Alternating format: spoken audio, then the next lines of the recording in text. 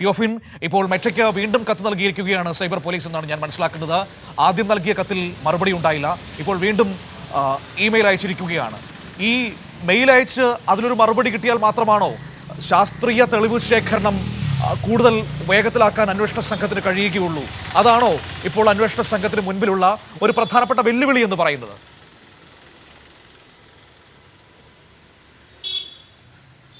മനു, അതായത് ഈ കേസിലെ പ്രധാന പ്രതികൾ KM ഷാജഹാനും ഒപ്പം CK ഗോപാലകൃഷ്ണനുമാണ്, പറവൂരിലെ കോൺഗ്രസ് നേതാവ്.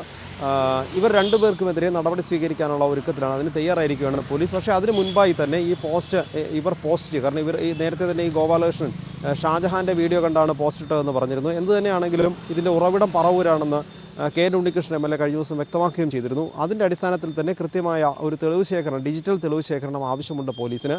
ആ തെളിവ് അത് മെറ്റയിൽ നിന്ന് തന്നെ, അതായത് ഒരു സോഷ്യൽ മീഡിയ അതിൻ്റെ ഏതാണോ കമ്പനി, ആ കമ്പനിയിൽ നിന്ന് അതുമായി ബന്ധപ്പെട്ട് ഇത് ആരുടേതാണ് എന്ന്, അതായത് ഉടമസ്ഥാവകാശം സംബന്ധിച്ച് അത് സ്ഥിരീകരിക്കേണ്ടതുണ്ട്. അപ്പോൾ അതിന് ശാസ്ത്രീയമായ പിൻബലത്തിന് കൂടി വേണ്ടിയാണ് ഈ തെളിവിന് വേണ്ടി പോലീസ് കാത്തിരിക്കുന്നത്. അതുകൊണ്ട് തന്നെ മെറ്റയ്ക്ക് ആദ്യ ദിവസം തന്നെ കത്ത് നൽകി. 2 ദിവസം മുൻപ് നൽകിയ കത്തിൽ മറുപടി ഇതുവരെ ലഭ്യമാകാത്ത സാഹചര്യത്തിലാണ് ഇന്നലെ വീണ്ടും കത്തയച്ചത്. ഈ മെറ്റയിൽ നിന്ന് ലഭിക്കുന്ന മറുപടിയുടെ അടിസ്ഥാനത്തിലായിരിക്കും തുടർ നടപടി സ്വീകരിക്കുക. എത്രയും വേഗം തന്നെ KM ഷാജഹാനും ഗോപാലകൃഷ്ണനുമെതിരെ നടപടി ഉണ്ടാകും.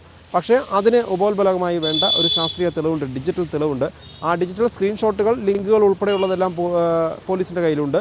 പക്ഷേ മെറ്റയിൽ നിന്ന് ലഭിക്കേണ്ട ഒരു സ്ഥിരീകരണമുണ്ട്, അതിനുവേണ്ടി മാത്രമാണ് കാത്തിരിക്കുന്നത്. അതുകൂടി ലഭ്യമായി കഴിഞ്ഞാൽ ഇവർക്കെതിരെയുള്ള നടപടി വേഗത്തിലാകും. ഇതിനിടെ ഈ കേസ് എടുത്തതിന് ശേഷം കുന്നംകുളത്തെ, നമുക്കറിയാം, കസ്റ്റഡി മർദ്ദനമേറ്റു എന്ന് പറഞ്ഞ് പരാതി നൽകിയ സുജിത്ത്, കുന്നംകുളത്തെ കോൺഗ്രസ് നേതാവ്, ആ സുജിത്ത് ഒരു പോസ്റ്റ് ഇട്ടിരുന്നു. ആ പോസ്റ്റ് ഇട്ടതിന് ശേഷം ഇന്നലെ രാവിലെ ഷൈൻ ടീച്ചർ ഇതുമായി ബന്ധപ്പെട്ട് പോലീസിന് പരാതി നൽകിയിട്ടുണ്ട്. ആലുവ റൂറൽ സൈബർ പോലീസിനാണ് പരാതി നൽകിയത്. ആ പരാതി നൽകിയ ശേഷം സംഭവം വാർത്തയായതോടുകൂടി പോസ്റ്റ് മുക്കിയിട്ടുണ്ട്. എന്തായാലും ഈ പോസ്റ്റിലും നടപടി ഉണ്ടാകും. അതിൻ്റെ ഡിജിറ്റൽ തെളിവും പോലീസ് ശേഖരിക്കുന്നുണ്ട്. ഇതുമായി ബന്ധപ്പെട്ട് വളരെ വേഗം നടപടി ഉണ്ടാകും. ഈ മെറ്റയിൽ നിന്നുള്ള വിവരങ്ങൾ ലഭ്യമായി കഴിഞ്ഞാൽ ആദ്യഘട്ടമായി നടപടി ഉണ്ടാകുന്നതും ചോദ്യം ചെയ്യൽ, അറസ്റ്റ് ഉൾപ്പെടെയുള്ള കാര്യങ്ങളിലേക്ക് വളരെ വേഗം പോലീസ് നീങ്ങും. അതിൽ KM ഷാജഹാനും ഈ CK ഗോപാലകൃഷ്ണനും ഇവർ രണ്ടുപേരുമാണ് ആദ്യ ഹിറ്റ് ലിസ്റ്റിലുള്ളത്. ഇവർക്കെതിരെയായിരിക്കും. വളരെ പ്രധാനപ്പെട്ട വിഷയമാണ്. ഈ സുജിത്ത് എന്ന് പറയുന്ന വ്യക്തിയെക്കുറിച്ച് കൂടി കുറച്ചൊന്ന് സംസാരിച്ചു പോകണ്ടേ തിയോഫിൻ? അത് വളരെ പ്രധാനപ്പെട്ട ഒരു ഇഷ്യൂ ആണല്ലോ. കഴിഞ്ഞ ആഴ്ച വരെ ഈ സുജിത്ത് മലയാളത്തിലെ മാധ്യമങ്ങൾക്ക് മഹാത്മാഗാന്ധിക്ക് തുല്യനായിരുന്നല്ലോ, പ്രതിപക്ഷത്തിന് വീരശൂര പരാക്രമിയായിരുന്നല്ലോ, പട്ടും വളയും കൊടുത്താണല്ലോ ആദരിച്ചത്. അയാളുടെ യഥാർത്ഥ സ്വഭാവം എന്താണെന്നും അയാളുടെ യഥാർത്ഥ മനസ്സെന്താണെന്നും ഇപ്പോൾ പൊതുസമൂഹത്തിന് ബോധ്യമായിട്ടുണ്ടാകും എന്ന് ഞാൻ കരുതുന്നു. ഒരിക്കലും പോലീസിൻ്റെ ഭാഗത്തുനിന്നുണ്ടായ നടപടികൾ ന്യായീകരിച്ചുകൊണ്ടല്ല സംസാരിക്കുന്നത്. അതിൽ തീർച്ചയായും അതിനനുസൃതമായ നടപടികൾ സർക്കാരിൻ്റെ ഭാഗത്തുനിന്നുണ്ടാകുമെന്ന് ഉറപ്പാണ്. പക്ഷേ അതിനപ്പുറത്തേക്ക് സുജിത്ത് എന്ന വ്യക്തി ആരാണെന്നും എന്തുകൊണ്ടാണ് കോൺഗ്രസ് നേതൃത്വം അയാളെ പിന്തുണയ്ക്കുന്നതെന്നും ഇപ്പോൾ വ്യക്തമായില്ലേ?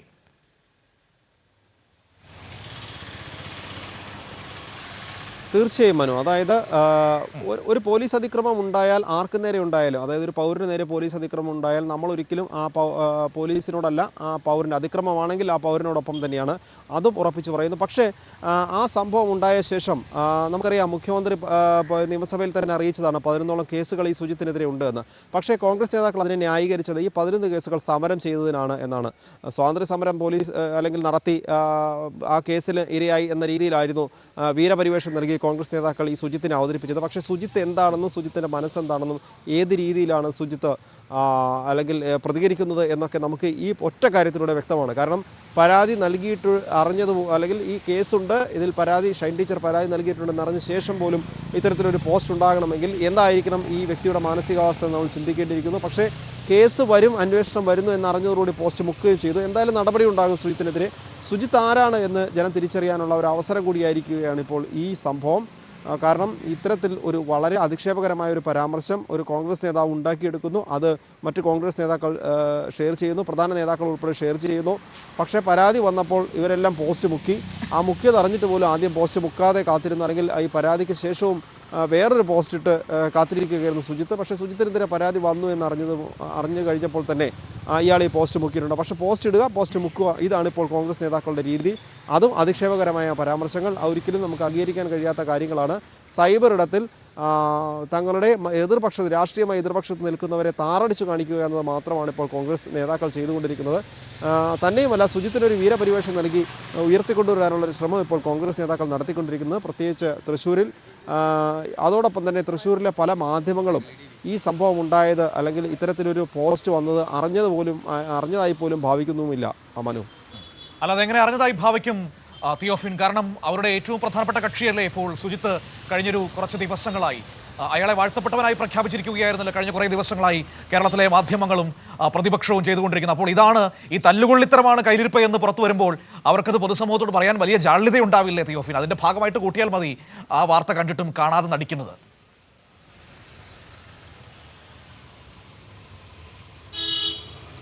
അതെ, തീർച്ചയായും മനു.